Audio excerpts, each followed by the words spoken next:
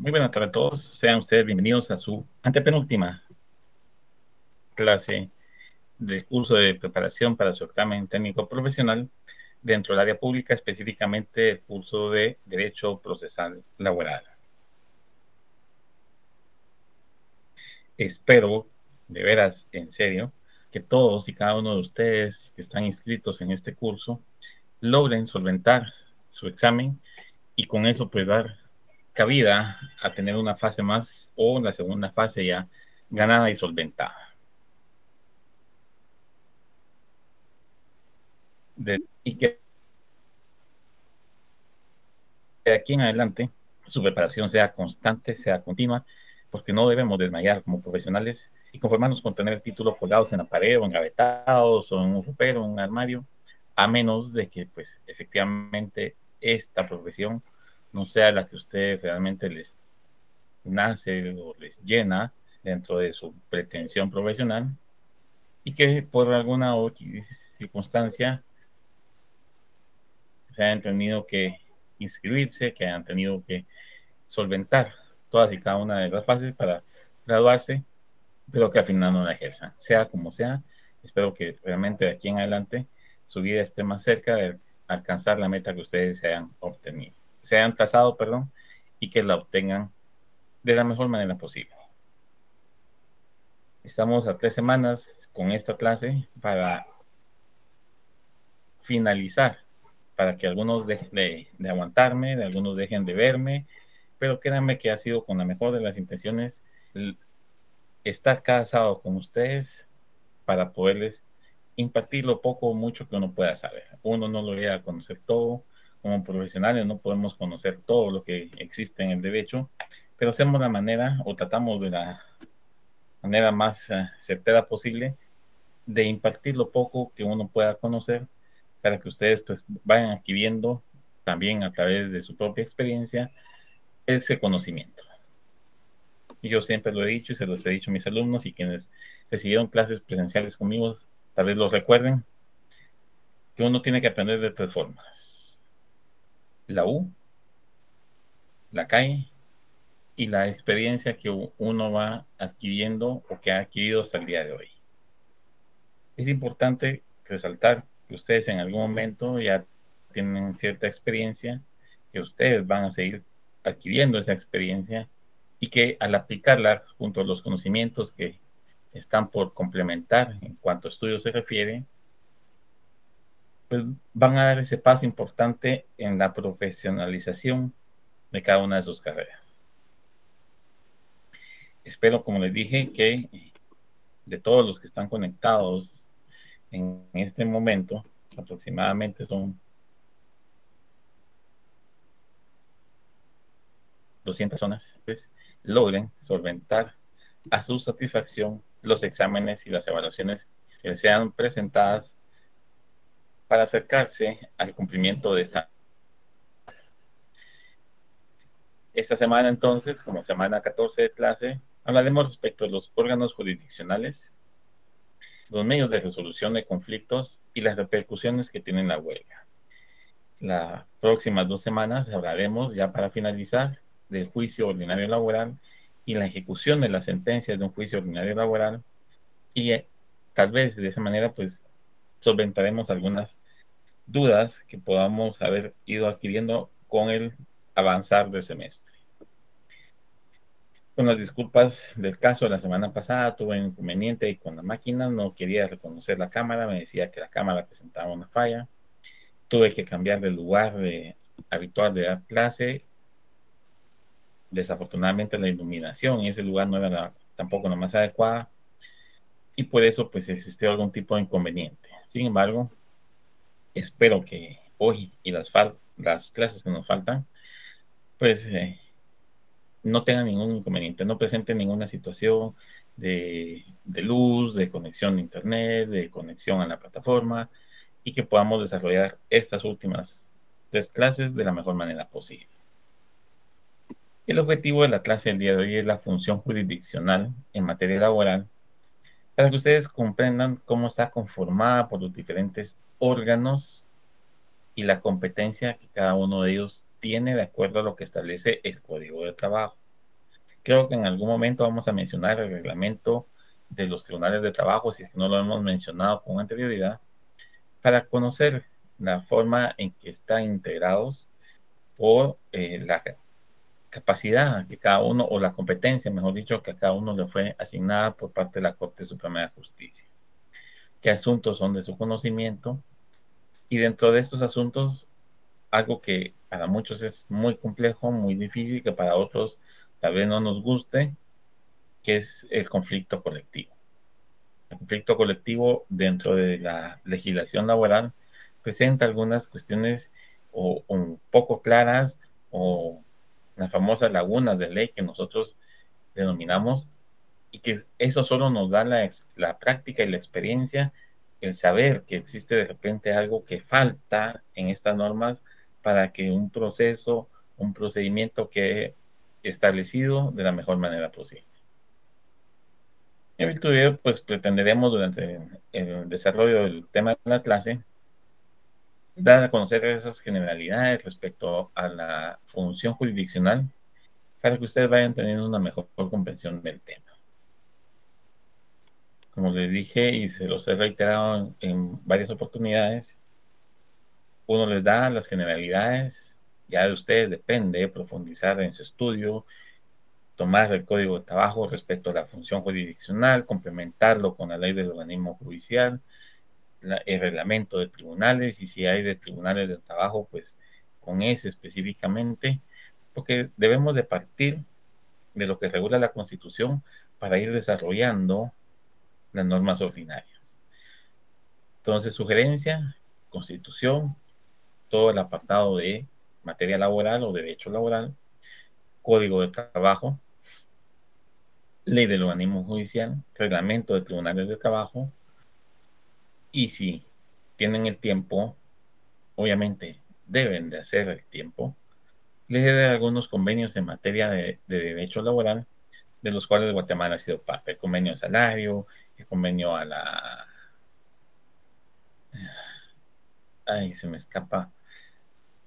Vamos a ver la protección al salario, trato digno, creo que es otro, de las jornadas. Hay varios convenios que vale la pena leer para complementar la comprensión del tema, sin dejar por un lado, obviamente, la parte doctrinaria. El autor Chicas Hernández tiene sus libros muy explicados en algunos temas, y habla un poquito enredado para llegar a una conclusión, pero dentro de los pocos que hay en materia laboral es uno de los más acertados. Entonces, si ustedes tienen la posibilidad de tenerlo, de conseguirlo, de comprarlo o prestarlo, pues con mayor razón para que puedan ustedes complementar su estudio y solventar de la mejor manera posible su examen técnico profesional. Vamos a empezar entonces hablando de los órganos jurisdiccionales. Los órganos jurisdiccionales son los entes creados por ley que tienen como función la de atender las reclamaciones dirigidas a la realización del derecho. En otras palabras, son los entes ante los cuales se plantean, desarrollan y deciden los procesos en forma general. Hablamos obviamente de procesos judiciales. No podemos hablar de órganos jurisdiccionales si lo que sometemos a su conocimiento es un proceso administrativo en materia de trabajo.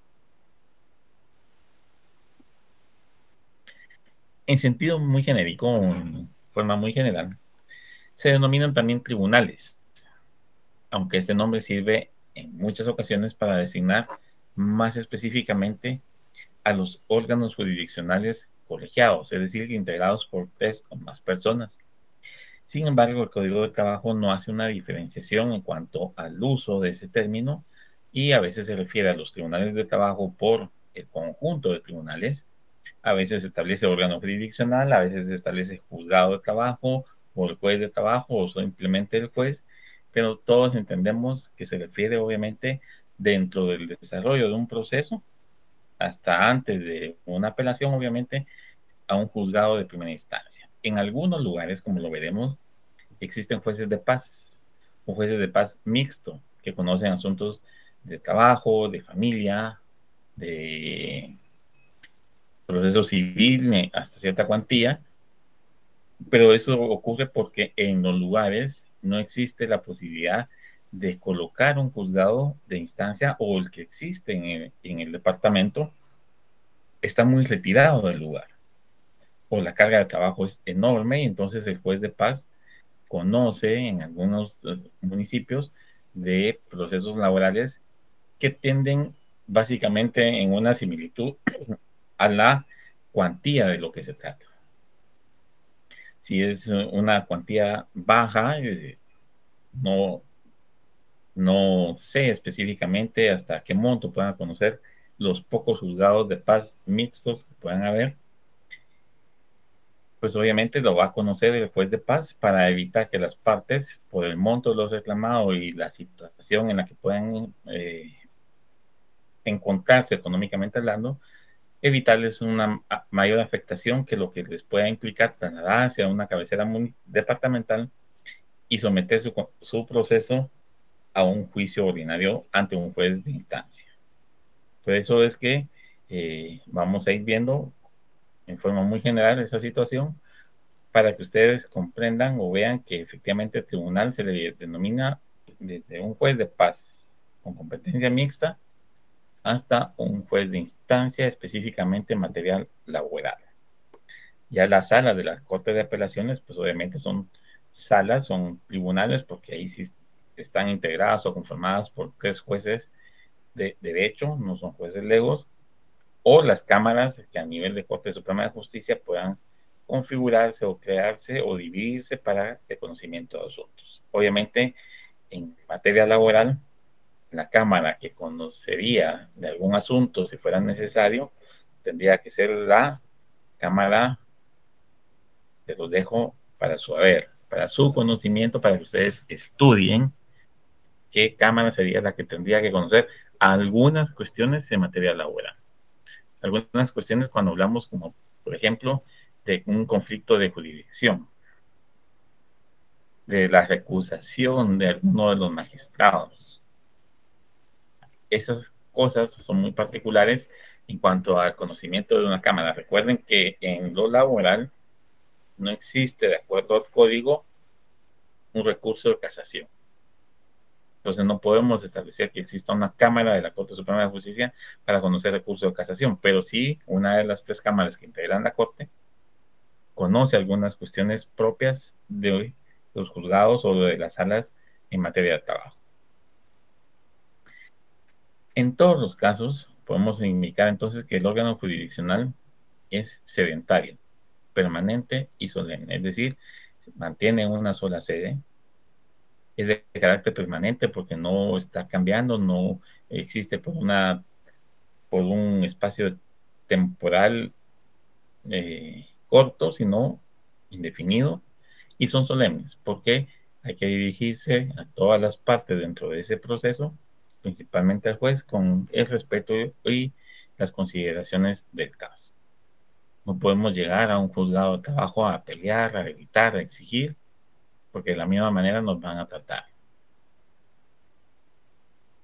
Sin embargo, pues habrán jueces que puedan disponer incluso la conducción por haber atentado contra ellos. Entonces, por favor, en el ejercicio de la profesión, ustedes deben de recordar siempre dirigirse con respeto. Hay alumnos, hay colegas, hay profesionales ya de años que como que eso lo pierden, esa solemnidad, esa deferencia hacia la investidura que representa un juez, un magistrado, la pierden. Y hay jueces que también pierden el respeto hacia los sujetos procesales, porque hay de todo. Pero uno debe comportarse de la mejor manera posible ante cualquier órgano jurisdiccional, civil, penal, laboral, familia, el que sea. Para efectos judiciales, entonces, el Estado se organiza territorialmente en municipios y departamentos. A nivel de competencia, esta es asignada por la Corte Suprema de Justicia, quien crea y clasifica de conformidad con el territorio o la materia que será sujeta a su conocimiento el órgano jurisdiccional que considere necesario. En algunos casos, como en materia civil, lo subdivide o clasifica atendiendo a la cuantía de los reclamados, existiendo jueces de paz y jueces de instancia. En lo civil, por ejemplo, un juez de paz si no estoy mal, para el departamento de Guatemala, el último acuerdo que emitió la Corte, creo que la cuantía máxima que conoce un juez de paz está en los 60 o en 70,000 quetzales, o 90, algo así. Está entre 60 y 90. Y a partir de esa cantidad, para una mayor cantidad en cuanto a los reclamados se refiere, ya conoce un juez de instancia. Eso en lo civil. Ustedes que ya estudiaron o que están estudiando a la par de esta fase, la fase privada, o que la van a estudiar, pues vayan haciendo sus pequeñas anotaciones en cuanto a el conocimiento o la forma en que un juez civil o la cuantía en que un juez conoce sus procesos. En otras materias como la penal, la competencia depende de la gravedad del delito puesto a conocimiento del juez. Ejemplo, los juzgados de paz conocen o conocían en su momento solamente los relativos a las faltas y ahora ya conocen porque les fue ampliada la competencia por razón de la materia en cuanto a delitos que no superan como pena máxima de prisión los 5 años. Es decir, ya un homicidio culposo lo conoce un juez de paz y ya no lo conoce un juez de instancia.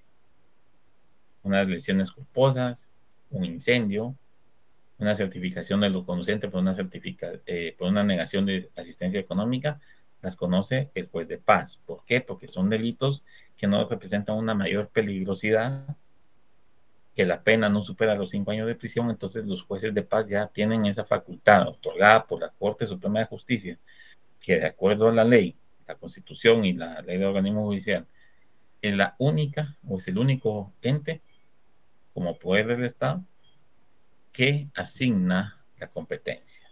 La jurisdicción y la competencia la establece la Corte Suprema de Justicia. No se les olvide. En el Código de Trabajo encontramos entonces la organización de los tribunales de trabajo y previsión social. Y esto lo encontramos a partir del título 10, específicamente el artículo 283. Dicho artículo regula entonces que los conflictos relativos a trabajo y previsión social están sometidos a la jurisdicción privativa de los tribunales de trabajo y previsión social, a quienes compete juzgar y ejecutar lo juzgado. Si nos vamos a nuestro código de trabajo, ustedes que ya lo tienen dominado, ya saben dónde está. El 283, ven, título 10, organización de los tribunales de trabajo y previsión social, capítulo primero, disposiciones generales. A partir de allí empieza todo lo relativo a los órganos jurisdiccionales en materia laboral.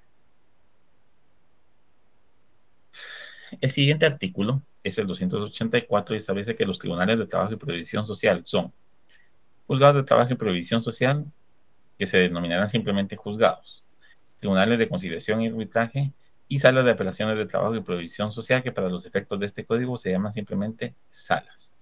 Sin embargo, ustedes van a encontrar, por ejemplo, en el 285 que dice dichos tribunales. Forman parte del organismo judicial. Por eso les decía al inicio, el código establece tribunales o usa el término tribunales como un término de forma muy general. Cuando globaliza o incorpora dentro de dicho término a todas las categorías de juzgados que pueden existir.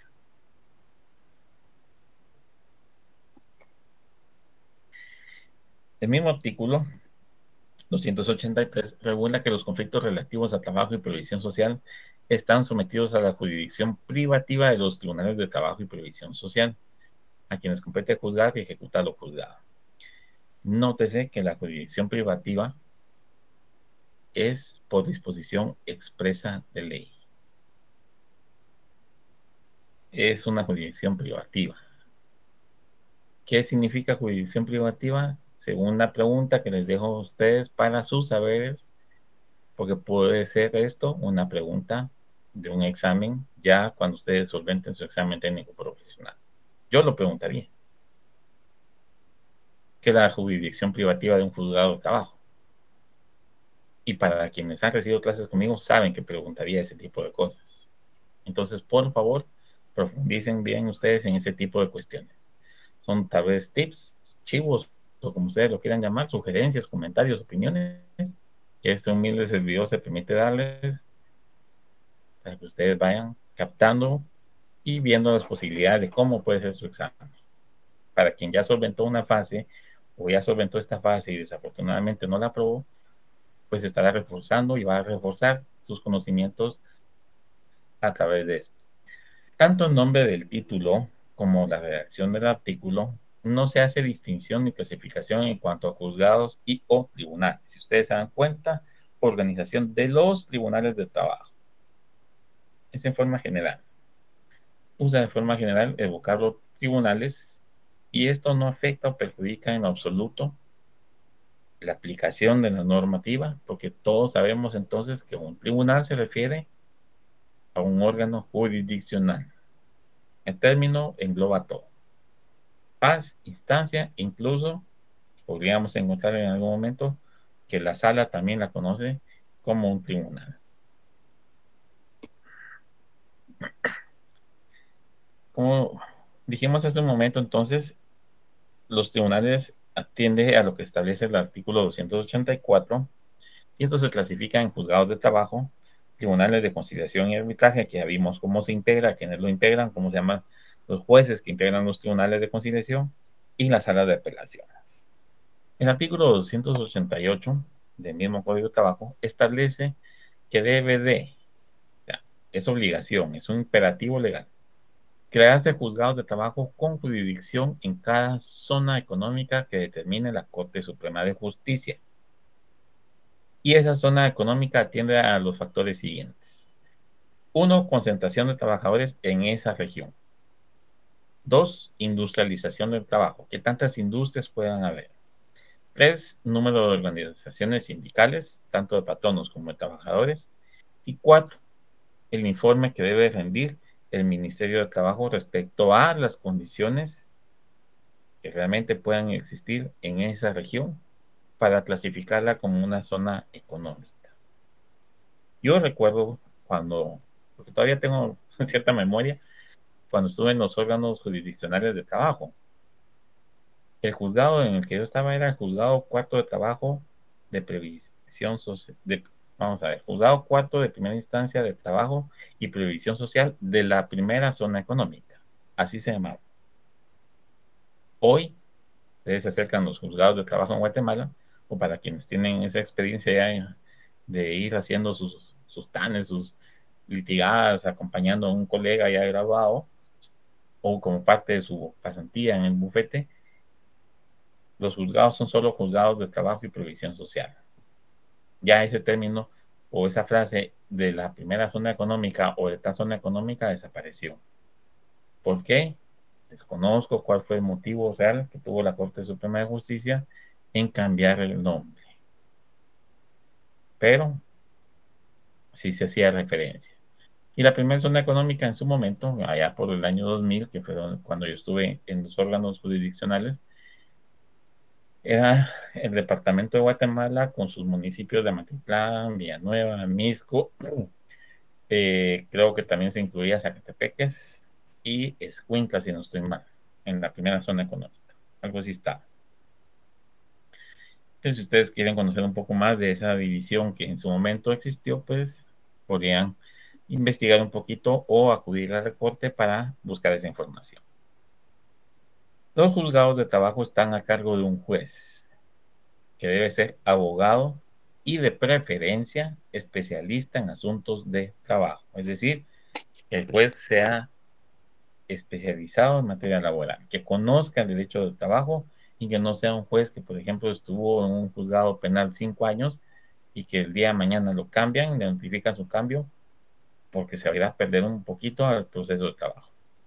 Un proceso de trabajo es totalmente distinto a un proceso penal. Por eso se establece que de preferencia debe ser especializado. O sea, sería lo ideal, el idóneo. Alguien que ha trabajado, que ha ido ascendiendo en un juzgado de trabajo, pudo haber empezado como comisario. Ahora ya no existe la figura notificador dentro de los juzgados, ahora es un centro de gestión, pero del comisario se pasaba a notificador, después a oficial, después a secretario, después a juez. Así era como uno iba ascendiendo en ese momento.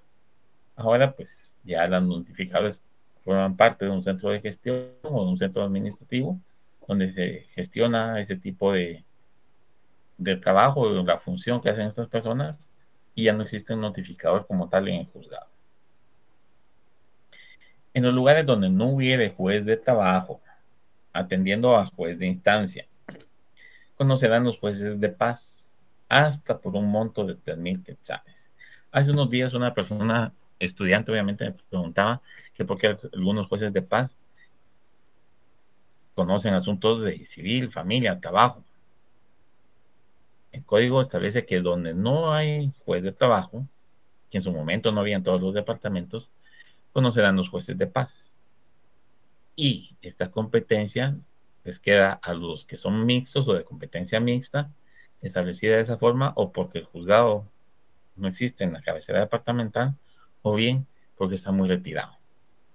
Imagínense un proceso laboral de una cuestión que ocurrió en Chantla o Huehuetenango y que tengan que irse hasta la cabecera departamental de Huehuetenango para las audiencias y que posiblemente el día de la primera audiencia no llegó el juez o el juez tiene otra comisión, el juez fue nombrado para algo, estaba enfermo. Vamos a hacer gastar a la persona trabajador su pasaje de Chantla a la cabecera, perder el día si ya está trabajando, perder o que le descuenten el día o correr el riesgo que lo despidan. Entonces, no, por eso se establece que los jueces de paz, y aquí establece un monto máximo, hasta 3,000 quetzales, pueden conocer asuntos de materia laboral cuando no hay juez de trabajo en el lugar. Los de competencia mixta, pues obviamente habrá que ver, de acuerdo a la Corte Suprema de Justicia, por qué fueron creados de esa manera, cuál fue la justificación para que conozcan de procesos civiles, laborales, familia y penal. Por eso habría que buscar, ya en casos muy concretos, cuál es el motivo de que un juzgado específico conozca de esa forma. De igual manera, el Código de Trabajo establece quiénes no pueden ser jueces de trabajo y previsión social. Pero, pregunto, ¿cuál será el criterio que tuvo el legislador para establecer dicha prohibición? ¿Y dónde está esa prohibición en el Código de Trabajo?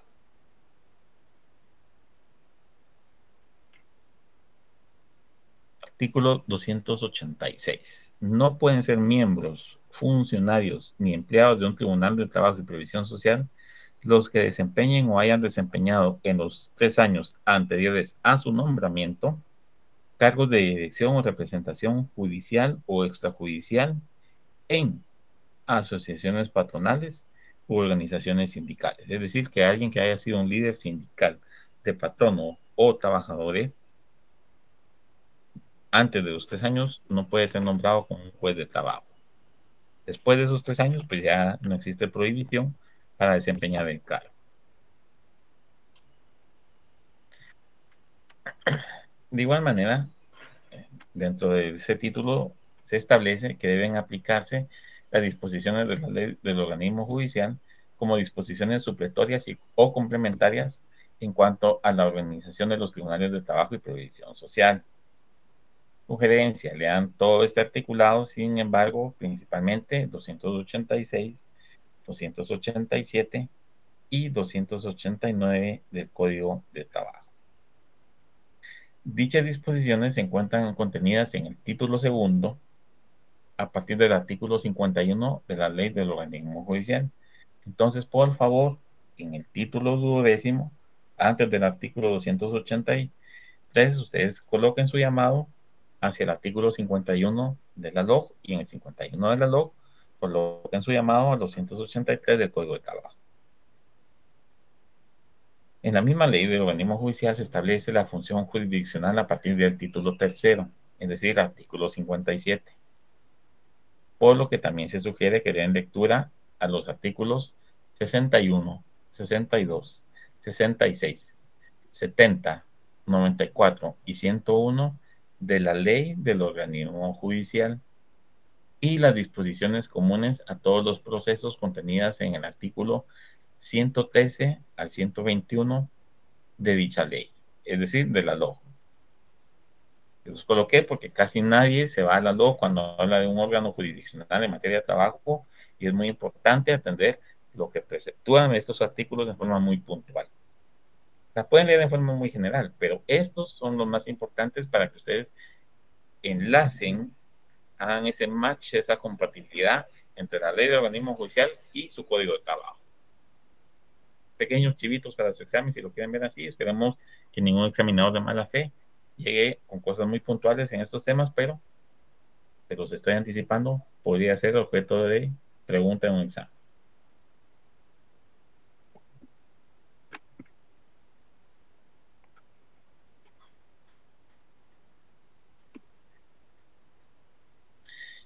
El artículo 292 ya del Código de Trabajo establece los asuntos que se dan de conocimiento del juez de primera instancia de trabajo.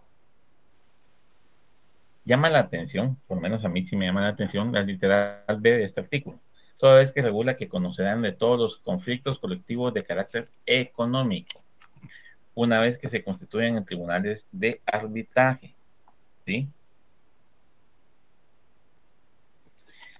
Lo que nos remite al siguiente artículo, el cual establece que estos tribunales estarán integrados de la siguiente manera: un juez de trabajo y previsión social, quien preside ese tribunal de conciliación o arbitraje, un representante titular y tres suplentes por parte de los trabajadores, y un representante titular y tres suplentes por parte de los patronos.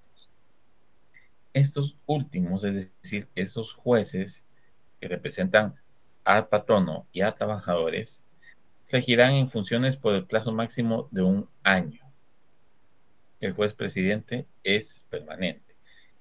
¿Qué ocurre entonces si el mismo código nos establece que debe ser un órgano permanente, con sedentarios permanentes y solemnes? ¿Qué pasa? Aquí no son permanentes, de acuerdo a lo que vemos en esta presentación, no son permanentes.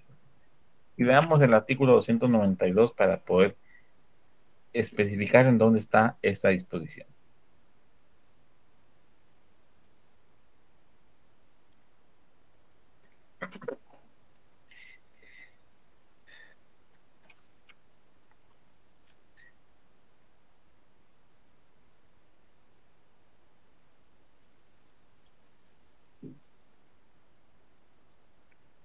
Artículo 293. Tribunales de conciliación y arbitraje.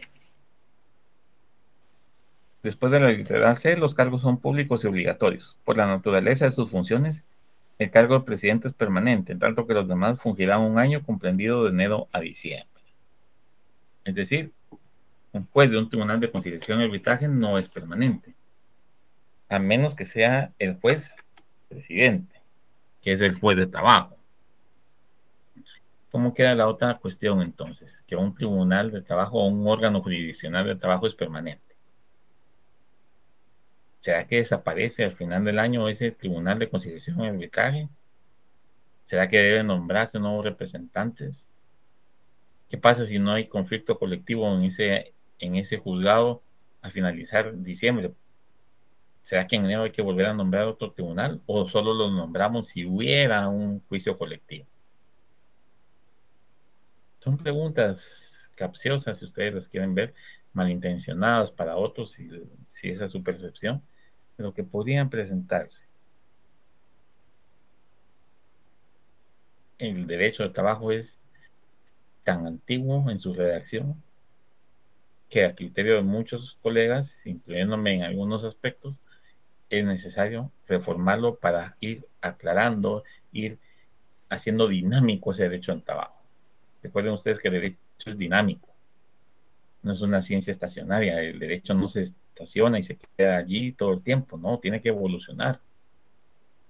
Si evoluciona la sociedad, evolucionan las tecnologías, evoluciona la industria, ¿por qué no evoluciona el derecho?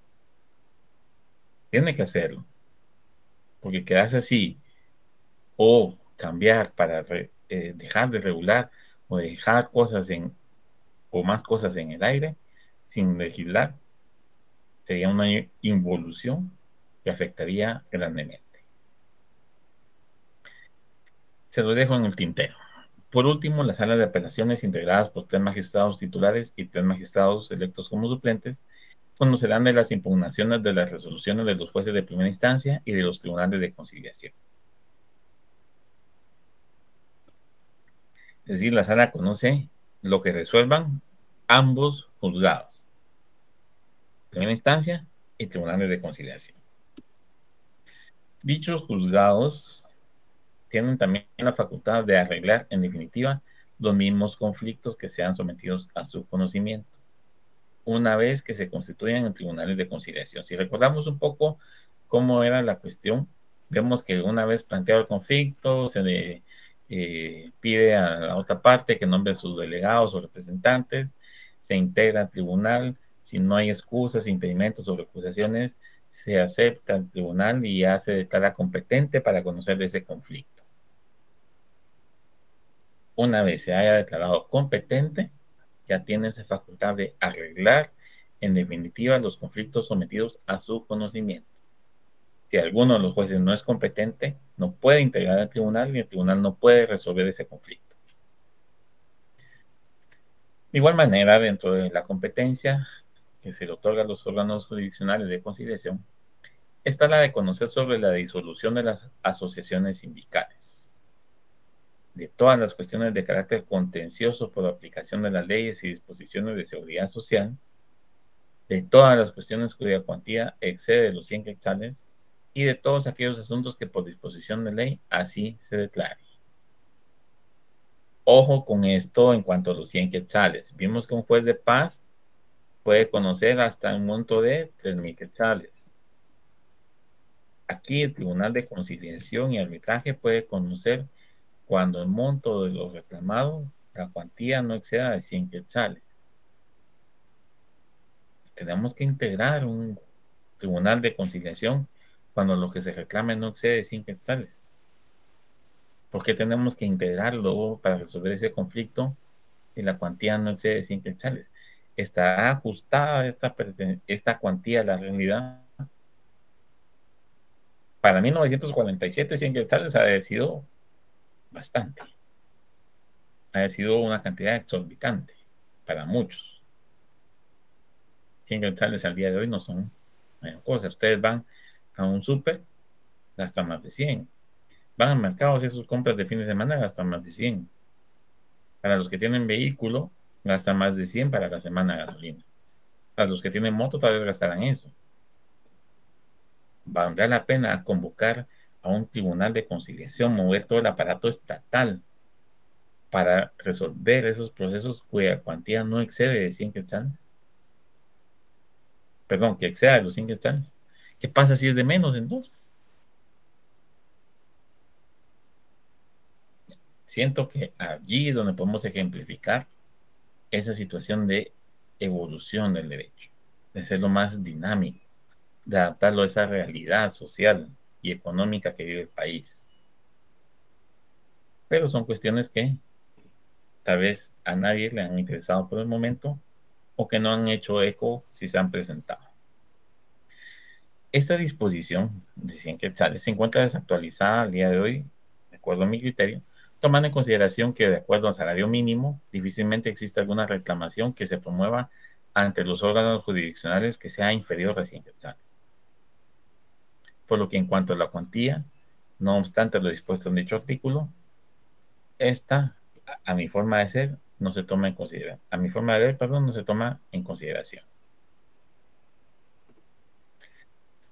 Con relación a las salas de apelaciones o las salas o los órganos de apelaciones, o como ustedes lo quieran llamar, o tribunal de apelación, la Corte Suprema de Justicia, conforme las necesidades lo demanden, determinará el número y jurisdicción territorial de estas y conocerán en segunda instancia de los asuntos de trabajo y previsión social. Dichas salas están integradas por 3 magistrados titulares y 3 suplentes. Conocerán de las impugnaciones de las resoluciones de los jueces de primera instancia y los tribunales de conciliación. Las salas de apelaciones de trabajo y previsión social conocen en grado de las resoluciones dictadas por los jueces y por los tribunales de arbitraje cuando proceda la apelación, en el caso de los jueces de trabajo y previsión social, o la consulta en el caso de los tribunales de arbitraje. Este conocer en grado, ¿qué implica? ¿Qué significa conocer en grado de las resoluciones dictadas? Si el juez de trabajo o el tribunal de arbitraje es instancia, es una instancia, el conocimiento en grado de esas resoluciones ya sea por apelación o consulta, genera esa segunda instancia. Eleva un grado el conocimiento de los procesos. Allí opera la segunda instancia en materia laboral. Recuerden ustedes que por disposición expresa de ley, ustedes sabrán qué artículo en ningún proceso habrá más de dos instancias. Y aquí lo vemos ejemplificado. Jueces de trabajo o tribunales de arbitraje dictan la resolución. Si fue juez de trabajo, se va en apelación. Si fue tribunal de arbitraje, se va en consulta. Se eleva a la sala. Generamos la segunda instancia o el segundo grado.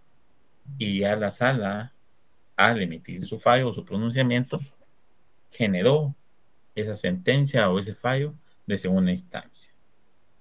Allí es donde opera esa situación de las instancias en materia de trabajo. Como segundo punto, si hay dudas, por favor, jóvenes, estamos más cerca de su examen, genérenlas, manden el correo, pero con cuestiones bien concretas. Ustedes ya van a ser profesionales. No puedo esperar interrogantes o cuestiones de ustedes como las que recibo en el otro curso que hay, que son estudiantes de segundo semestre. Ustedes ya tienen que tener la técnica para hablar en cuanto a ese lenguaje que requiere todo profesional. Porque hasta eso se evalúa en un examen técnico profesional. El uso del lenguaje, de la técnica, cómo domina usted su ley. Si no lo dominan, si no dominan la norma, si no dominan ese lenguaje técnico, puede ser que tal vez ganen o puede ser que por eso pierdan. Entonces, por favor, bien planteadas sus dudas. Quien desee escribirme por teléfono, de los pocos que tienen mi teléfono, hágalo también por teléfono, no hay ningún inconveniente, yo respondo en cuanto tenga tiempo. A veces respondo 3, 4, 5 días después, porque pues al momento en que el correo llega yo no puedo atenderlo y a veces se me pasa que tengo un correo que debo responder. Pero de lo contrario, trato en la medida de lo posible de responder. Tal vez habrá uno que se me haya escapado, pero no creo. Segundo tema de la semana, medios de resolución de conflictos. Hace unas semanas estudiábamos de manera general los métodos de resolución de los conflictos colectivos, siendo tres: arreglo directo, conciliación y arbitraje. Cada uno de ellos está comprendido por una serie de pasos que permiten establecer o desarrollar un procedimiento previsto en el propio Código de Trabajo para la solución de esos conflictos.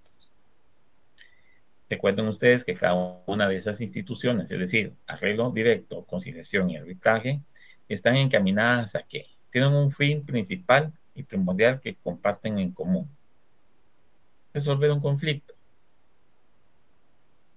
Los conflictos que se someten a su conocimiento es porque existe una diferencia entre las partes de una relación laboral. Esos tienen un porqué y un para qué. Y por lo mismo deben de regularse la actuación de las partes, de los tribunales que van a conocer la resolución de esos conflictos. Debe regularse de qué forma se va a resolver el conflicto, si fuera por un arreglo directo, qué hay que hacer, si fuera por una conciliación, qué hay que hacer, y el arbitraje. Recuerden ustedes que vimos que aquí el arbitraje puede ser doctrinalmente potestativo o puede ser obligatorio, pero lo vimos y no vamos a recordar así muy poco porque vale la pena hacer un repaso en cuanto a los conflictos se refiere. No podemos llegar al arbitraje, por ejemplo, sin haber agotado la conciliación. Y esta no la podemos llevar a cabo si no hemos agotado el arreglo directo. ¿Sí? Son prerequisitos como para cuando ustedes cerraron un pensum, que fueran a asignar al bufete o sacaron su clínica laboral, pero para sacar ese curso tenían que haber hecho ¿qué? Ganar procesal laboral, ganar laboral 2 y ganar laboral 1. Lo mismo pasa con estos procedimientos, con estos medios para resolver esos conflictos. No obstante ello, durante la conciliación o el arreglo directo, principalmente, pueden utilizarse diversas técnicas de mediación para resolver de forma ecuánime las diferencias surgidas. Lo que se pretende con la utilización o aplicación de estos medios de resolución de conflicto es poner fin a las controversias que existan o que surjan entre patrono y trabajador, derivado de una relación de trabajo. Por lo que el uso de estos medios de resolución de conflicto debe estar encaminado a la búsqueda de qué, de la equidad y la justicia, amparados en la ley, porque hay que respetar los procedimientos, y que la solución propuesta sea la más confiable posible y la menos gravosa para las partes, principalmente la parte más débil. Recuerden que el principio de tutelaridad nos obliga a proteger a la parte más débil. Sinónimo, trabajador. Técnicas de mediación que pueden utilizarse para la conciliación o para el arreglo directo. Toda técnica consiste entonces en un conjunto de procedimientos y recursos de que se sirve una ciencia o arte. En el ámbito laboral, esto no es la excepción. Y dentro de las distintas técnicas que pueden aplicarse para resolver un conflicto en arreglo directo o conciliación tenemos 1. O A, la autocomposición. B, la autotutela. C, la heterocomposición. La D, el diálogo. Y la E, la negociación. Cada una de estas técnicas o cada una de estas técnicas pretende llegar a un mismo objetivo, poner fin al conflicto. Deberá usarse entonces el método o la técnica más adecuada para la solución de esos conflictos. Entonces, es obligación del mediador, si lo hubiere. Recuerden ustedes que en el arreglo directo no es necesario. Ambas partes nos podemos sentar, dialogamos y acordamos, pero debemos de verificar cuál de esas técnicas que existen y que hemos ya colocado en esta presentación es la más idónea, la más apta, la más adecuada, la más ad hoc para la solución de ese conflicto.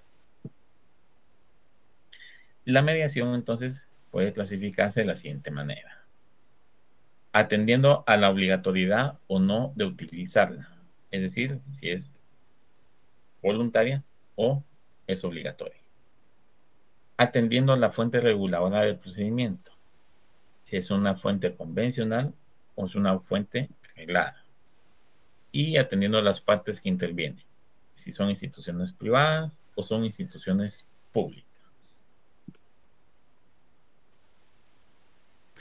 Para tener un punto de partida respecto a esto, debemos de hacer referencia a que estas técnicas son utilizadas para resolver cualquier conflicto que surja entre dos o más personas con posturas distintas. Recuerden ustedes que un conflicto es eso, diferencia de opiniones, diferencia de posturas ante una situación determinada. Esto implica entonces que nos encontramos ante un litigio, ¿sí? Un litigio es el vocablo proveniente del latín litis, utilizado muchas veces como sinónimo de pleito, demanda o lucha. Es decir, un litigio es un pleito, una lucha. Francesco Carneluti define el conflicto como la pretensión de uno de los interesados ante la resistencia de la otra persona. Sin embargo, esta definición debe ser complementada con el hecho de que dicho conflicto debe ser jurídicamente trascendente, que debe haber una afectación y que por eso ocurre ese conflicto y hay que solucionarlo para evitar que siga causando esa afectación. Pero si solo diferencias de opiniones o de criterios y que no afecta, pues obviamente no hay un conflicto, ¿sí? Por eso el concepto, la definición que da Francesco Carneluti queda un poco ambigua, un poco o bastante general y no es la más adecuada para el tema que estamos tratando. Ese conflicto también debe ser susceptible de solución mediante la aplicación del derecho, es decir, hay que aplicar la norma y resolver ese pleito. Si la norma no se puede aplicar, estaríamos ante una situación, un conflicto bastante interesante de ver para buscar la forma más correcta de solucionar. El litigio entonces no nace con el proceso judicial, Es un error considerar esta situación.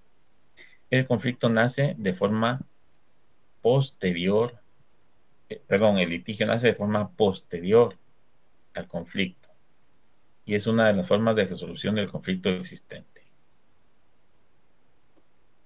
El litigio entonces no nace con el proceso judicial. Este nace de forma posterior al conflicto. Es decir, ocurre el conflicto, ¿sí? Ya tenemos el conflicto identificado, empezamos con el litigio. No empieza el litigio hasta que llegamos a un órgano jurisdiccional, no. Surge después de que detectamos ese conflicto y no lo podemos solucionar. Entonces, para solucionarlo, tenemos que ir a un litigio.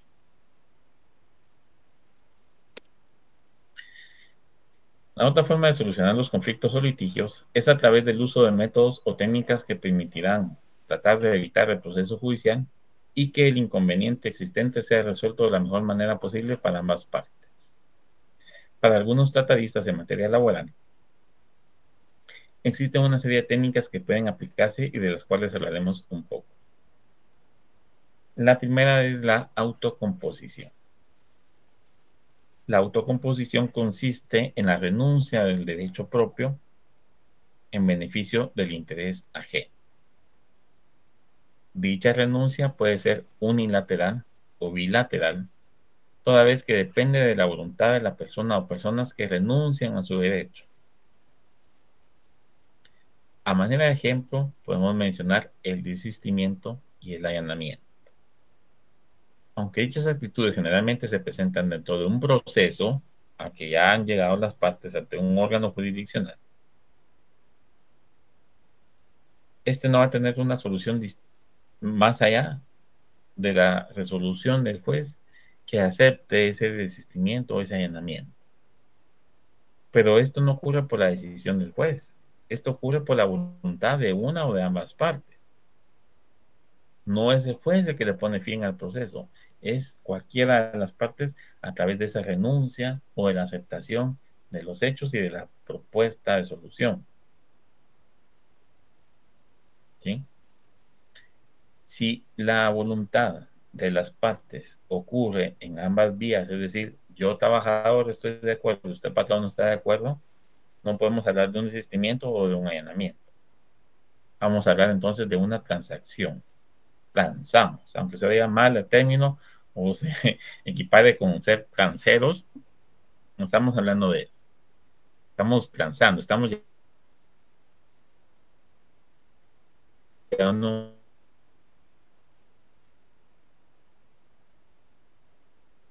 a un acuerdo de voluntades donde yo desistí como trabajamos, es nuestra voluntad y no la voluntad del juez. En eso consiste la autocomposición, que quien decide el asunto es una o ambas partes y no el juez. Siguiente medio o siguiente técnica, la autotutela. Esta consiste en la imposición de la pretensión propia en perjuicio del interés ajeno. Es decir, yo solito me protejo. Por eso dice autotutela. Se le considera una forma egoísta de resolver los litigios, pues implican la imposición antes que la concertación, y la solución proviene solamente de una de las partes de conflicto, dejando de ser imparcial. Yo me protejo, impongo lo que yo quiero, y si lo aceptan, bueno, y si no, también. Pero yo lo que voy a tratar con esta técnica de mediación es protegerme yo. Y no importa perjudicar al ajeno, al tercero. Esta obviamente pues no es imparcial, porque la voluntad se impone de una de las partes.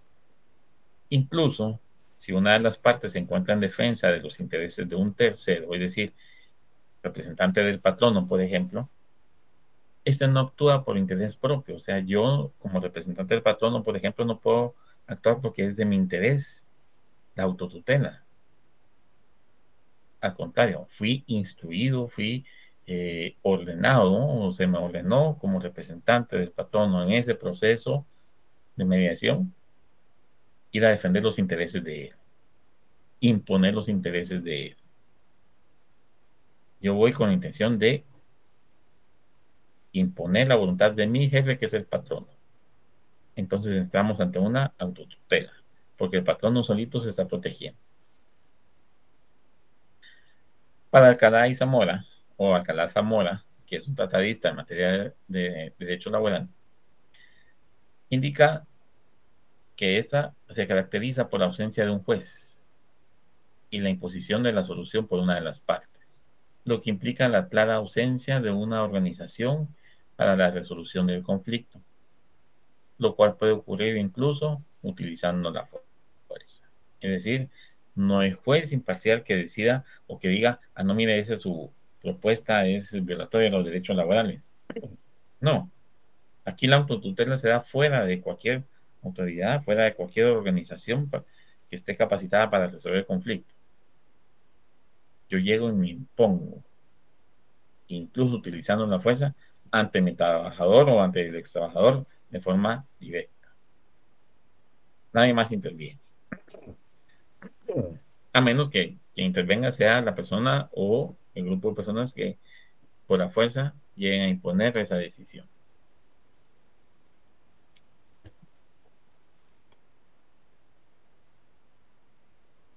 Siguiente técnica. Heterocomposición.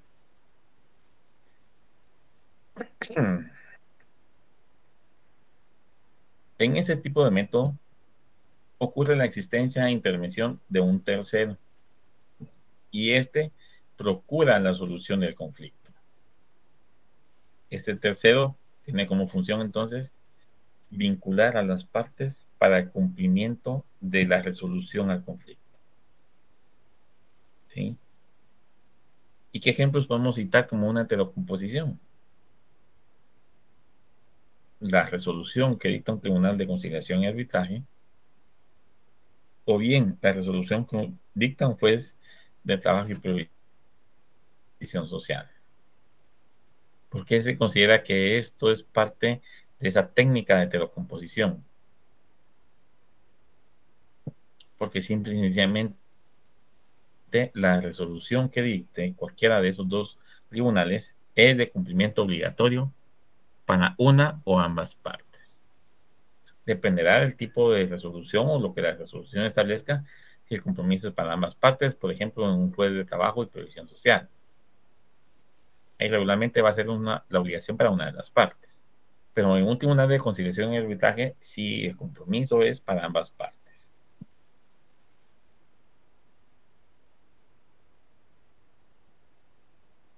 Esa de arbitraje obliga a la ley para ambas partes. Y ya no hay marcha, ya no se puede decir, ah, yo no lo quiero hacer. No, no lo hace, va a tener su consecuencia. ¿Por qué? Porque estoy desobedeciendo a algo que me está obligando. Es como cuando ustedes de pequeños desobedecían a sus papás o a sus maestros. Para los que son un poquito más antiguos y que andan cerca de mi década, a mí todavía me pegaban en el colegio. ¿Por qué? Porque desobedecía. Acá implica lo mismo. Usted desobedece una resolución que tiene fuerza de ley que lo va a obligar.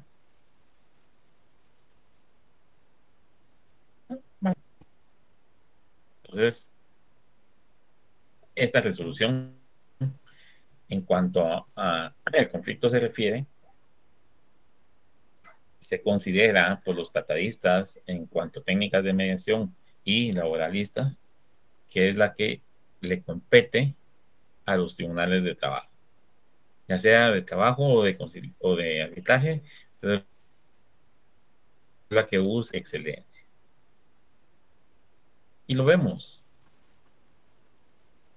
Si ustedes recuerdan la clase de los conflictos colectivos y la solución del arbitraje, vemos que existe eso, que esa resolución obliga a ambas partes.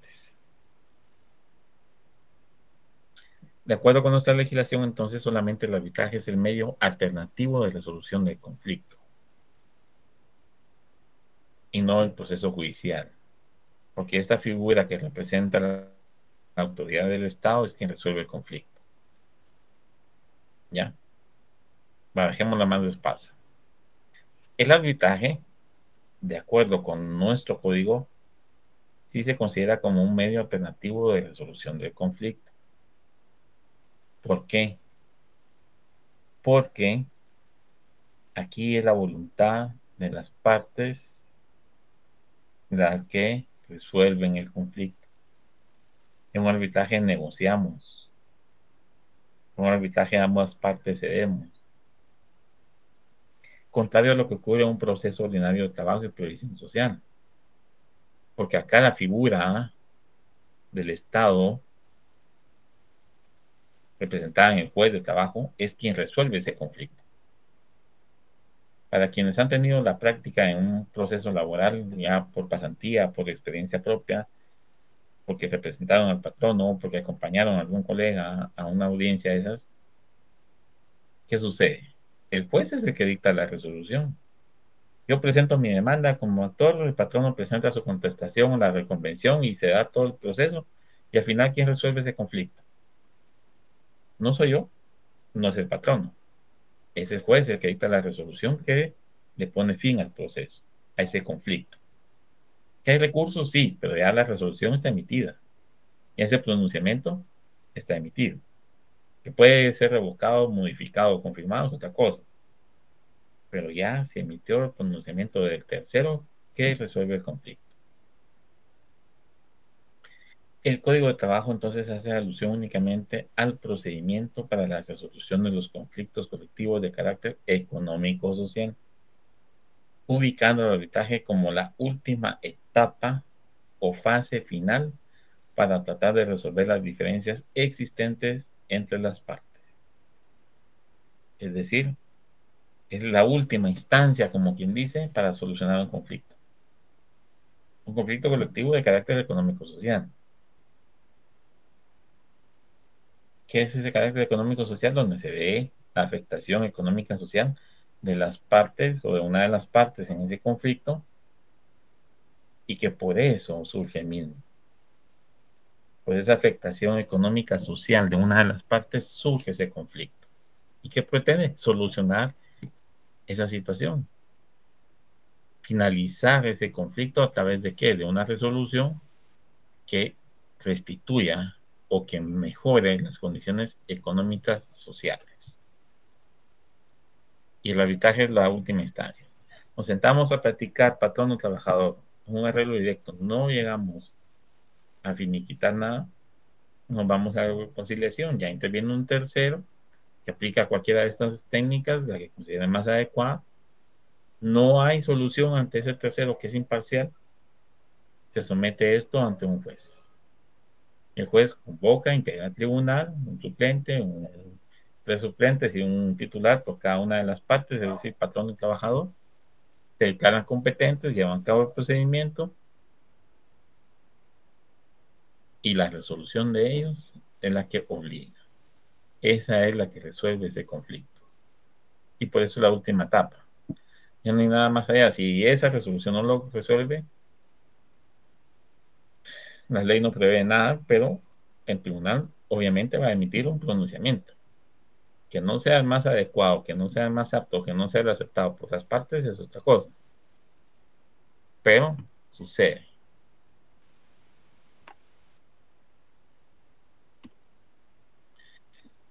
Siguiente técnica de mediación, el diálogo. Esta forma de solución requiere de la capacidad de los involucrados para poder intercambiar su punto de vista y empatizar con las personas. Es decir, generar esa empatía con los demás para que mi punto de vista sea respetado y de alguna manera aceptado. ¿Sí? Eso nos proporcionaría la mejor forma de solventar cualquier inconveniente o cualquier problema. Para ello debemos de entablar entonces una conversación proactiva y resolutiva y no dejar que la ira, el enfado o el enojo sea quien tome la decisión. Diálogo, plática, un acuerdo, dialoguemos, platiquemos. Evitemos que esto pase mal. Y ustedes lo hacen casi que día a día. Para los que son casados y sufren de violencia contra el hombre, sí, mi amor, Sí, mira, no te enojes, mi amor, platiquemos. Pasa.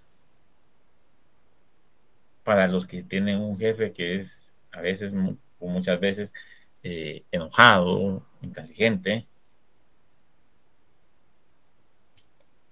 pero que en algún momento cede, ¿qué pretenden ustedes cuando ven que él está sedita o que ella está sedita? Le voy a platicar ahorita. Voy a entablar ese diálogo, esa conversación para ganarme la empatía de esa persona y que respete mi punto de vista, intercambiar opiniones. Eso es el diálogo, así de simple. Y por eso muchos dicen, no hay que hablar cuando uno se está enojado. Cuando uno está peleando es mejor dar la vuelta y retirarse. A menos que sea el jefe que lo esté regañando a uno, pues ahí no se puede salir uno porque la consecuencia va a ser salir en definitiva. ¿Va? Pero si es en el ámbito, por ejemplo, familiar, personal, si la conversación no va a ningún lado, no es proactiva, no propone resoluciones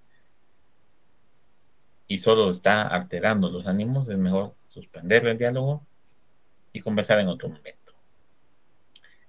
Las bases para poder resolver conflictos con el diálogo son una escucha activa, es decir, tratar de expresar la opinión de uno, pero sobre todo escuchar y entender la opinión de la otra parte o de la otra persona. Eso significa una escucha activa, saber escuchar, no solo oír.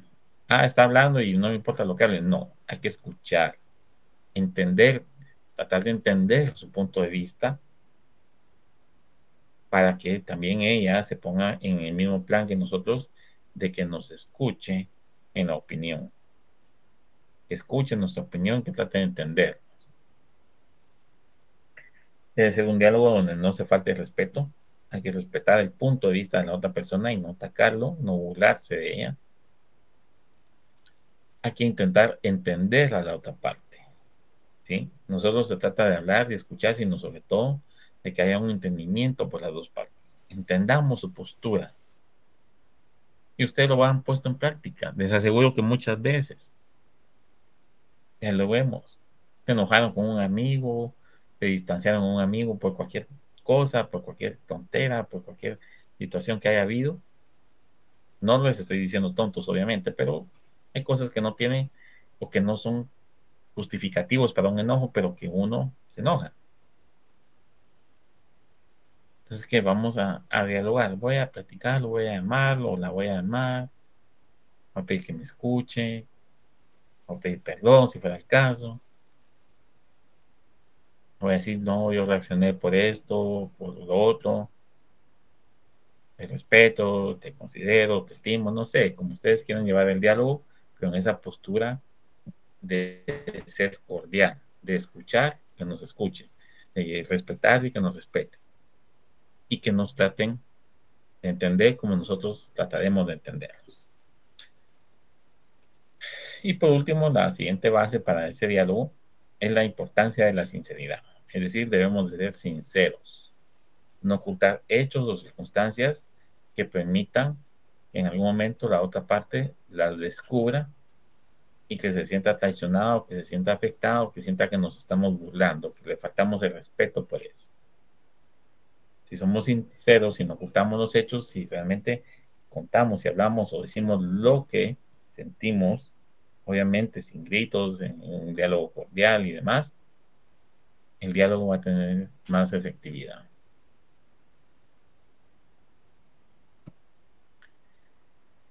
Siguiente técnica de mediación, negociación. Para el autor Carles Mendieta Suñé, es el proceso en el que dos o más partes con cierto grado de poder, con intereses comunes y en conflicto, se reúnen para proponer y discutir propuestas explícitas con el objetivo de llegar a un acuerdo. Cierto grado de poder, es decir, no voy a discutir con el que no me va a solucionar el conflicto. No lo voy a negociar con él, voy a negociar con el que me va a permitir solucionar ese conflicto.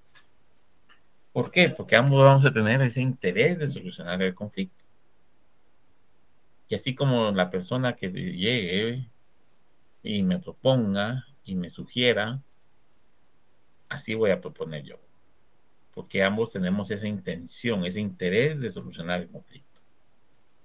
Consideramos entonces que la negociación es un procedimiento en el cual dos partes de un conflicto intercambian sus consideraciones sobre el mismo, formulándose mutuamente propuestas de solución del conflicto. Yo propongo, él propone, o ella propone, o la otra parte propone, platicamos, tenemos ese poder de decisión, tenemos el mismo interés de solucionar el conflicto y negociamos. En algunas ocasiones puede contarse con la presencia de un tercero negociador o amigable componedor. Cualquiera de estas formas que ustedes le llamen, va a ser una persona tercera que va a intervenir sin interés, ¿sí?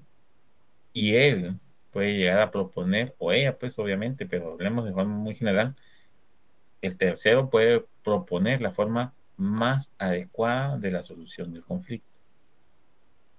Y esto lo va a hacer obviamente a través de haber escuchado, de haber entendido la postura de ambas partes en el conflicto o de las partes en conflicto y a través de su análisis de la aplicación de la normativa legal, proponer la mejor fórmula de solución del conflicto. Si ustedes recuerdan, dentro de las fases de juicio ordinario que vimos la semana pasada, antepasada, y que veremos ya más a detalle las próximas 2 semanas, hay un artículo del Código de Trabajo, creo que es el 336 o 340, que el juez procurará avenir a las partes proponiéndoles fórmulas ecuánimes de conciliación. Es un tercero negociador, porque no va a ser él el que decida conflictos si las partes se ponen de acuerdo. Él propuso, las partes aceptaron, se pusieron las partes de acuerdo y ya estuvo. Pero si no obstante esa propuesta, una de las partes no acepta, el proceso sigue y él sí, al final va a tener que decidir el asunto. Vean ustedes cómo podemos ir adaptando o equiparando esas técnicas de investigación dentro de lo que establece nuestro código. ¿Hay negociación en el código? Sí. ¿Hay heterocomposición? Sí. ¿Hay diálogo? Sí. Lo que no hay es la autotutela, ¿no? Porque entonces esa ya no es una forma amigable de solucionar. En algunas ocasiones, este tercero puede emitir su pronunciamiento y este no necesariamente sea el que resuelva el asunto. ¿Sí?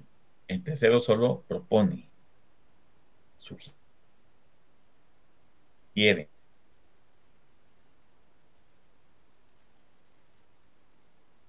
No tiene ese poder de negociación, se refiere. Únicamente lo tienen las partes en conflicto. Si ambas partes aceptan esa propuesta, quienes están cediendo, como lo vimos en una de las técnicas, que ambas partes ceden, negociaron. Y esa negociación va a permitir solucionar el conflicto. No es el tercero. A menos que sea, ya como lo vimos, una conciliación, un arbitraje donde el poder de decisión del tercero sí es válido. Vamos a cambiar un poquito de tema con relación a el conflicto o los medios de solución del conflicto y vamos a hablar un poco de la huelga. La huelga, y disculpen ustedes que estemos hablando algo desordenado, pero el programa de Derecho Procesal del Trabajo, que es el que estamos viendo en estas semanas del segundo parcial para el final, está bastante complejo o estructurado de forma muy compleja, muy, no sé, difícil de desarrollarlo por la forma en que está. Entonces yo lo desarrollé de acuerdo a lo que a mi criterio podría ser más fácil. No es que esté desarrollando temas que no están en el programa, no. Son los temas del programa, pero ordenados de forma distinta del programa. El propósito de la huelga podemos dividirlo en dos: fines mediatos y fines inmediatos. Respecto de los fines inmediatos, esos son aquellos que van a trascender del campo reivindicativo, economicista y laboral. Es decir, son los que van a permitir obtener un justo equilibrio entre el capital y el trabajo. ¿Sí? Esos son los mediatos. Los fines inmediatos persiguen reivindicaciones colectivas, generalmente de orden económico y social y excepcionalmente jurídico. ¿Y cómo los podemos diferenciar? Bueno, entonces ejemplifiquemos los fines inmediatos. La mejora de salarios, la reducción de la jornada laboral, la destitución de autoridades arbitrarias en un lugar o centro de trabajo o el trato de estas autoridades hacia los trabajadores. Son inmediatos. El efecto, la consecuencia o el resultado lo vamos a ver de forma inmediata. Se soluciona, se logra ese equilibrio entre el capital y el trabajo. ¿Por qué? Porque entonces la jornada de trabajo, por ejemplo, la jornada laboral, ya no va a ser de 10 horas en el día, sino que de 8. Y eso a partir de la firma o de la suscripción de ese regla. Vemos el efecto en forma inmediata. La destitución de autoridades. Ah, bueno, sí, vamos a destituir a esas autoridades, pero vamos a hacer a finales del mes de octubre. No ahorita por cuestión de nómina, planilla, qué sé yo. Le vamos a dar la oportunidad de que también arregle sus cuestiones, de que busque otro trabajo, qué sé yo. Vamos a dar estos 15 días de gracia. Lo vamos a destituir a final de mes. Vamos a ver de forma inmediata. Contrario censo, los fines inmediatos los vamos a ver a largo plazo. ¿Sí? Ese justo equilibrio lo vamos a ver a largo plazo. ¿Por qué? Porque, por ejemplo, vamos a ver que la huelga o como consecuencia de la huelga vamos a tener un aumento salarial del 10% o del 15% cada 2 años. Cada 2 años nos van a aumentar 15% sobre el último salario. Ese fin es inmediato porque no vamos a ver ahorita, vamos a ver dentro de 2 años. Así es como opera esos efectos o esos propósitos, esos fines que tiene la huelga. De conformidad con el Código de Trabajo y la ley reguladora del derecho de huelga, está, es decir, la huelga no puede tener dentro de sus fines los siguientes. A, ser una huelga de solidaridad, es decir, aquella huelga que se realiza por parte de los trabajadores de una empresa que no tienen conflicto con su patrono, pero muestran simpatía y solidaridad con trabajadores de otra empresa. Vamos a apoyar a la empresa X, pero yo con mi patrón no estoy bien, no estoy peleando, solo apoyo a aquellos. Es una huelga solidaria. ¿Ha ocurrido en Guatemala? Sí. Hay antecedentes de huelgas solidarias en Guatemala y se los dejo como tercera o cuarta pregunta de la semana para que ustedes lo investiguen un poco más. Hay, sí lo hay. Entonces, la huelga solidaria es, yo no tengo conflicto con mi patrono, pero apoyo o soy solidarios con aquellos.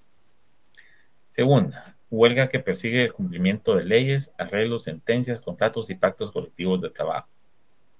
No podemos irnos a la huelga, a esa forma de pelear, ¿sí? A medidas de hecho, y lo que pretendemos es el cumplimiento de leyes, arreglos, sentencias, contratos y pactos colectivos. No es la forma. Ya se recordarán ustedes cuando vimos la huelga cuáles son las motivaciones que puede tener la huelga, los procedimientos que hay que seguir para que sea declarada legal y justa y poder llegar a esas medidas de hecho. Caso contrario, no se puede. Y esta es una de las prohibiciones para irse en la huelga, si lo que persigue es cumplir una ley, una sentencia. Tercera, huelga que tenga como propósito motivos que no sean propios de los trabajadores y comunes al grupo. Ese tipo de huelga no es lícita si persigue intereses particulares. Es decir, el objetivo debe ser intereses comunes al grupo y no mis intereses.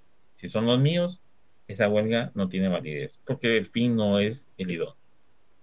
Y por último, los conflictos de carácter social. No nos podemos ir a la huelga si nuestro fin es solucionar un conflicto de carácter social. Contrario a esto, la Constitución Política de la República de Guatemala sí permite este tipo de huelgas, tal como se regula en el artículo 104 de la Constitución, al establecer que los derechos de huelga podrán ejercerse únicamente por razones de orden económico social. ¿Qué normativa aplicamos? Si se establece que la huelga tiene alguno de estos fines, se incurrirá en una huelga ilegal y esto tendría consecuencias económicas, sociales y jurídicas para la parte que se vaya a la huelga, es decir, el trabajador. ¿Pero qué normativa aplicamos? ¿El 104 o cómo aplicamos el 104? Pregunta que se las dejo para sus saberes. Vamos un poco atrasado con las presentaciones y el tiempo, pero vamos a aplicarlo un poquito. Dentro de las diferentes formas de huelga, cada una de ellas tiene sus propias repercusiones y a manera de ejemplo podemos hacer referencia a la huelga de hecho, que es la realizada por los trabajadores sin haber cumplido con los requisitos que la ley establece. Es una huelga que se tomó o que se realizó, es una medida de hecho, pero no tenemos esa declaración de que es legal, porque no cumplimos con los requisitos. A este respecto, podemos verificar el contenido del artículo 394 del Código de Trabajo, que establece que en caso se pretenda declarar la ilegalidad de una huelga acordada y mantenida de hecho, se tramitará dicha declaratoria o solicitud de declaratoria en forma de incidente. Si el incidente es declarado con lugar, se faculta al patrono particular o a la entidad nominadora para que, sin responsabilidad de su parte, dé por terminados los contratos de trabajo de todos los que han participado en dicha huelga. Creo que el organismo judicial fue una huelga de hecho en la década de los 90, 95, 96 más o menos. Este eximente de responsabilidad no tiene repercusiones económicas para el patrono, pero sí para los trabajadores, toda vez que no existe obligación de efectuar el pago de los salarios de los meses que duró la huelga. Siguiente tipo de huelga: trabajo a desgano o trabajo lento. En este tipo irregular de huelga, los trabajadores no abandonan su centro de trabajo, es decir, si siguen asistiendo, pero su labor no la realizan en la forma acostumbrada, sino lentamente. Es decir, voy a trabajar, voy a hacer una hoja ahorita, o voy a sacar un par de zapatos ahorita y en la tarde saco otro. Cuando mi producción era de 10 al día, solo voy a sacar 2. Es un trabajo a desgano, estoy desganado, como aquellos días que se levanta uno sin ganas de hacer mayor cosa. Ese es un trabajo a desgano, ¿sí? Para tratar este tipo de huelga se realiza para tratar de que avance el tiempo y así provocar una reducción en la producción. O sea, la afectación en teoría va hacia el patrono, pero ¿qué pasa si afectamos el bolsillo del patrono?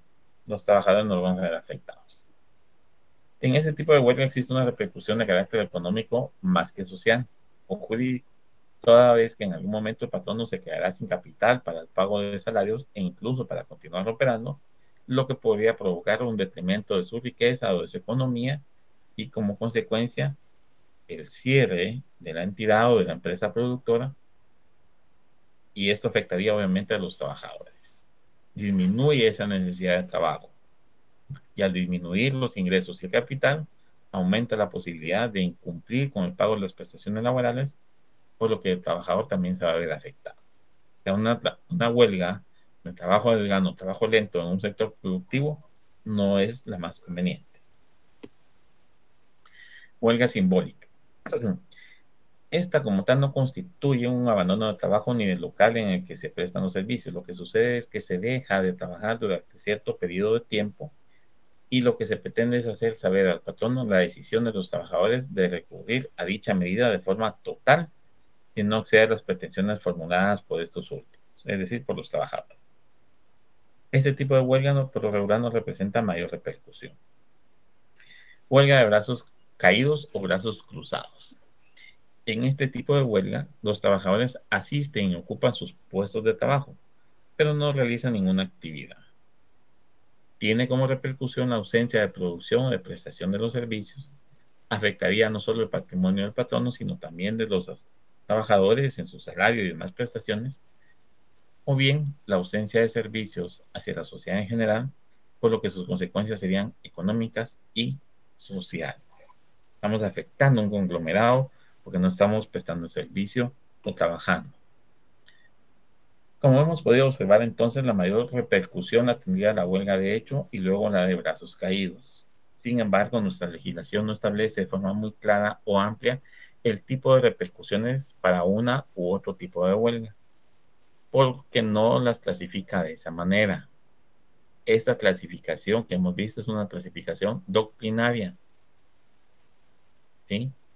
Pero si existe una ley que regula la huelga, está la Constitución y están las disposiciones del Código de Trabajo. Entonces, mucho ojo con eso. Sin embargo, hay antecedentes, como yo les puse o les ejemplifiqué, aunque nuestra legislación no las contempla. De conformidad con nuestro ordenamiento laboral, la huelga puede producir determinados efectos, los cuales pueden clasificarse en derivados de la declaratoria de justicia de la huelga o derivados de la declaratoria de injusticia de la huelga. Vamos a verlos así muy brevemente porque ya estamos contra el tiempo. Derivados de la declaratoria de la huelga. La huelga solo suspende el contrato de trabajo, artículo 70. La continuidad de la vigencia del contrato de trabajo, porque los contratos de trabajo no pierden su vigencia, pero tampoco los prorroga cuando son a tiempo definido o a plazo fijo. ¿Sí? Situaciones relacionadas con el trabajo, ver artículo 242. El derecho a disfrutar sus vacaciones. Estas son gozadas en su totalidad o en forma proporcional si no se cuenta con el año de labores. Eso ya lo vimos. Pero no se pierde el derecho al haber formado parte de la huelga. Es decir, aunque hagamos una huelga, si es justa, tenemos derecho a gozar de nuestras vacaciones porque eso no suspendió ni finalizó nuestra relación de trabajo. La situación salarial de los trabajadores huelguistas reguladas en el 242, el pago proporcional de aguinaldo y bonificación anual, que para el pago de estas prestaciones el cálculo se realiza según el promedio salarial de un año de labores, por lo que los días no laborados pueden ser descontados. Es decir, aquí sí se puede pagar el bono 14 y el aguinaldo en forma proporcional. Y en cuanto a los efectos de la huelga declarada injusta, sería la pérdida de salario, como lo establece el 242 y 396, y la advertencia a los trabajadores a reanudar labores. Esta advertencia la realiza el juez al momento de dictar la resolución que declara injusta la huelga, por lo que las labores deben de reanudarse de forma inmediata. Caso contrario, el empleador puede dar por terminados los contratos de trabajo sin responsabilidad alguna de su parte. ¿Qué repercusiones tiene la huelga? Al momento de declararse la huelga se debe establecer si esta es legal o ilegal como modalidades de la misma. No obstante, la huelga sea legal, puede declararse justa o injusta. Si fuera el caso, los trabajadores que hayan holgado no tendrán derecho a salario por el tiempo que durará la huelga, y los que hubieran laborado no tienen derecho a pago de salario doble. Esta declaración de injusticia la hace también el juez, debiendo prever las circunstancias del artículo 396 del Código de Trabajo. Si la huelga es declarada ilegal y los trabajadores aún así la realizan, el tribunal debe de fijar al patrón un plazo de 20 días para que éste, sin responsabilidad de su parte, pueda dar por terminados los contratos de trabajo de los trabajadores que holgaron. Vean ustedes qué afectaciones para los trabajadores en esa situación. Enlaces de interés que les coloqué para que ustedes puedan tener un poco más de información respecto a la huelga. Un enlace hacia una tesis de la Universidad de San Carlos, una tesis de grado. Un enlace hacia las decisiones en cuanto a un documento del organismo judicial respecto a la huelga de los trabajadores del organismo judicial en la década de los 90, y un enlace hacia la información con respecto a la huelga de los trabajadores de la entidad Coca-Cola en la década de los 70 y 80. Véanlas, analícenlas, estudienlas. Si les interesa el tema o quieren profundizar en ese tema, pueden ampliarlo, pueden seguir buscando información pero yo se los comento a forma muy general. La primera es un enlace a una tesis de grado de la biblioteca de la USAC. La segunda es un documento del organismo judicial. Y la tercera es una opinión o una, sí, más que todo una opinión de la CIDH respecto a la huelga de los trabajadores de la Coca-Cola.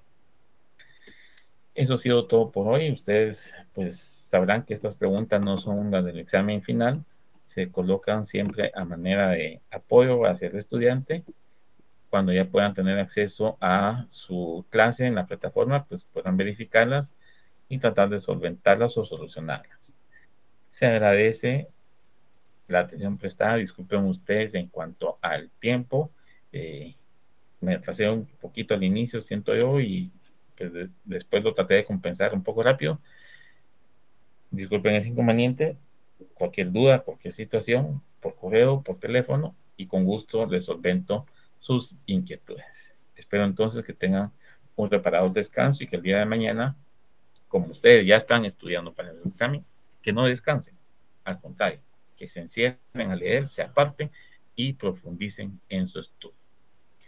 De nuevo, muchas gracias por su atención. Que tengan ustedes la mejor de las noches.